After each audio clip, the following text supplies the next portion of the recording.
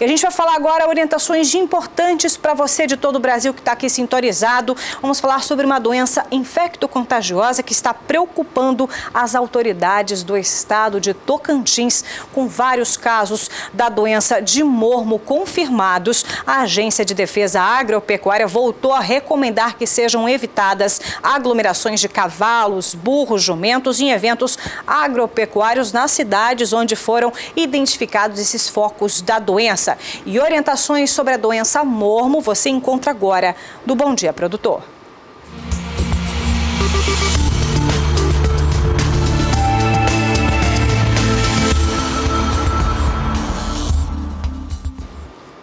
E para falar sobre o assunto, nós recebemos aqui em nossos estúdios o professor José Henrique Saraiva Borges, que está sempre aqui conosco já, médico veterinário e também professor universitário do curso de Medicina Veterinária da Uniderp, e também com a médica veterinária e professora do curso de Medicina Veterinária também da Uniderp, Maristela Halverson, que também é responsável técnica pelos exames de mormo e anemia infecciosa equina na Diagnovet em Mato Grosso do Sul, que é o primeiro laboratório de Campo Grande habilitado a realizar o exame de mormo. Bem-vindos ao programa, professor José Henrique, professora Maristela. Bom dia. Bom dia. Olha, como temos o Brasil inteiro aqui sintonizado, a gente quer aproveitar e já até começar com essa notícia que foi identificada no estado de Tocantins, esse caso de mormo, que a gente geralmente vem acompanhando também muito no estado do Rio Grande do Sul, mas acontece em todo o Brasil e o último foi em Tocantins. Vamos dar uma olhadinha na notícia, por favor, vamos ver se a gente já está aí facilitado para encontrar, mas para você de casa, só ter uma prévia, foram identificados, o primeiro caso em Tocantins foi confirmado em junho de 2015, no mesmo ano foram registrados também 16 casos da doença. Em 2016 foram 8 casos também. E já neste ano de 2017 foram registrados 5 casos. E está aí a confirmação pelo site lá do estado de Tocantins. Vamos começar, professor? Por que o mormo é considerado uma doença tão grave? Porque o mormo, além de acometer os cavalos, ele também causa uma pneumonia muito grave nos humanos. Então a gente chama de zoonose, é uma doença transmitida do animal para o homem. Por isso esse medo, esse receio em deixar essa doença se alastrar pelo Brasil. E o Serviço de Inspeção ou de Defesa Sanitária no Brasil, ele está atuando de forma enérgica e muito eficiente no controle dessa doença. Mas olha, o que causa o mormo e quais são esses sinais clínicos que o animal apresenta, professor? Ele é causado por uma bactéria e ele causa problema respiratório tanto em humanos quanto nos animais e também pode causar lesões na pele dos animais. E essa bactéria, ela é eliminada pelo catarro, pela secreção nasal desses animais e também pela secreção nessa pele. E se o homem tiver contato com a secreção dos equinos, tanto na pele quanto do catarro nasal, né? Ele pode se contaminar e pegar a doença e pode ser fatal no humano, sim. E é visível as características do mormo, professor? É visível? Esse é o problema. Quando a doença está clinicamente visível, a gente consegue suspeitar dela, mas pode se confundir com uma pneumonia normal causada por uma outra bactéria que não seja zoonose, uma gripe mais forte, mas a grande maioria dos casos que a gente tem encontrado aqui no Brasil, eles vêm da forma assintomática. O que é isso? Eles não apresentam sintoma nenhum da doença, porém eles estão contaminados, doentes e podem transmitir essa doença sim para o humano. Professor, e como que é feito esse diagnóstico do mormo? Que tipos de exames são realizados então? Na verdade, o material de envio para o laboratório seria o sangue. Então, o médico veterinário cadastrado no Ministério da Agricultura coleta o sangue do animal, envia para o laboratório credenciado para a realização de uma prova sorológica. Um teste que é o teste de fixação de complemento, onde vai ser detectada a presença de anticorpos para o mormo. E a gente estava conversando em todo o Brasil, não tem tantos laboratórios assim como deveria ter, não é mesmo? São poucos laboratórios. Aqui em Mato Grosso do Sul? aproximadamente 4 laboratórios credenciados. Mas a gente estava conversando que uma média, assim, chutando por cima, não chega a 2 por estado. É mais ou menos por aí. A gente está vendo ali as características, professor, só para a gente poder reforçar. Esse é já quando dá para identificar mesmo a doença, né? Já a sintomatologia clínica é evidente. E, infelizmente, não é o que a gente encontra hoje. E esse é o nosso maior medo.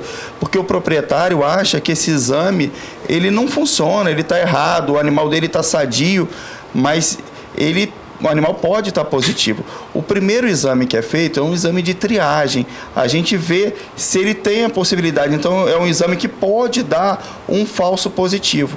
Porém, se der um positivo, ele vai para um reteste e aí sim, se realmente confirmar que aí é um exame mais específico, esse animal ele pode ser sacrificado. Professor, como é que ocorre então a transmissão? É de animal para animal ou para humano? Então, ele pode ser de animal para animal ou para humano. Por exemplo, um animal contaminado com uma secreção nasal, uma descarga nasal, ele vai beber água numa prova de hipismo, uma prova de laço. Ele foi para lá sem o exame, que é contra a lei, né? Ele deveria ter feito esse exame aqui no Mato Grosso do Sul para ir para lá. Mas se ele chegar lá doente ou bebeu essa água num bebedouro comum e essa secreção nasal sujou essa água, um outro animal sadio bebe essa água, ele pode se contaminar. Por isso que o Serviço de Defesa, ele exige no Mato Grosso do Sul o exame de mormo negativo para mormo, para poder tirar um guia de transporte animal para esse animal ir para festa de laço. E também proibiu agora a presença desses bebedouros comunitários. Então, o animal vai beber água, tem que ser no seu balde individual para poder não transmitir essa doença, diminuir a possibilidade de transmissão. Muito preventivo. E olha, no início desse ano, Campo Grande ganhou um laboratório autorizado para a realização desse exame e isso facilita a vida do pecuarista, não é mesmo, Maristela? Com certeza. Na verdade, durante 2 anos, né, logo após o primeiro caso confirmado, todos os exames do estado tinham que ser enviados para um outro estado, né? Então, os exames daqui de Mato Grosso do Sul eram analisados fora daqui. Então, isso envolve custo de envio, tempo para o resultado voltar para o proprietário, né? Além do risco de extravio de amostra, ou a amostra chegar inadequada até o destino. Então, agora sim, facilita muito a realização do exame e é muito mais confiável. E também vale reforçar que o mormo não acontece só nos equinos, ele pode atingir também os moares, asininos. Isso deve ser informado também antes da análise laboratorial. Existe alguma diferenciação, Maristela? Sim, na verdade, quando o médico veterinário coleta o sangue, ele tem que preencher uma resenha do animal com todas as informações sobre esse animal. Uma delas seria isso, se é asinino, se é moar, se é equino, se é fêmea prenhe. Por quê? Porque na hora de realizar o exame, nós lá no laboratório inativamos o soro para que ele fique apto ao exame. E isso envolve uma temperatura diferente de acordo com a espécie indicada. Então, é muito importante para que o processo seja o mais correto possível, informar isso ao laboratório. Olha, o tempo passa voando novamente. Vamos deixar as considerações finais aí do seu ponto de vista e depois do seu, professora Maristela, porque Brasil todo sintonizado é um problema que acontece em todas as regiões brasileiras. O que fazer? Quais são os principais cuidados, na sua opinião? O mormo é uma doença séria que nós temos que atuar de forma enérgica, em conjunto entre o Serviço de Defesa Sanitária do Brasil, os veterinários que atuam a campo e os proprietários.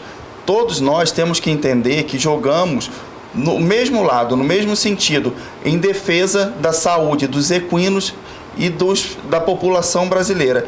Então, se a gente começar a fazer cabo de guerra, o Ministério da Agricultura está errado, o proprietário está errado, nós não vamos conseguir combater essa doença séria.